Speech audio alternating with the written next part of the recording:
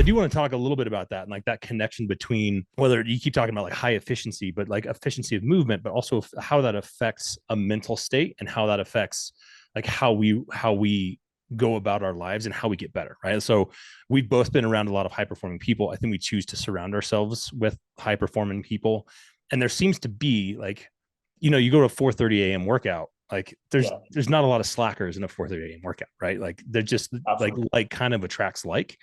So I'd love to talk about just your experience with that too, like and the reverse, right? Like when we're not feeling good and we're not performing, and like how that affects our mental state as well. Like, do you have any anecdotes or stories around that?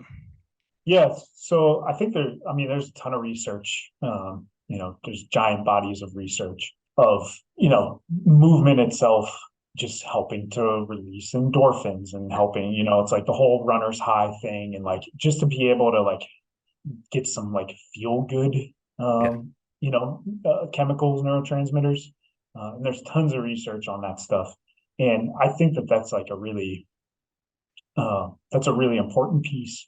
One of the like more interesting things that like I'll relay a lot to patients is there was a study done. Maybe there's been multiple studies, but I remember one in particular. I wish I would have like gone back and looked at things, so I'm not like making stuff up like as I'm trying to cite studies.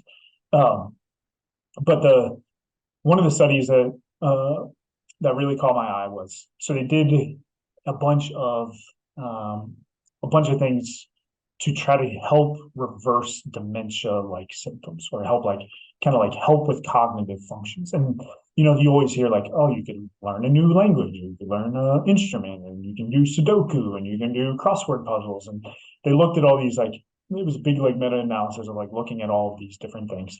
And maybe there was some benefits to some of them. But the thing that reliably improved cognitive function in the cognitively declining populations was movement. And more interesting was learning novel movement patterns.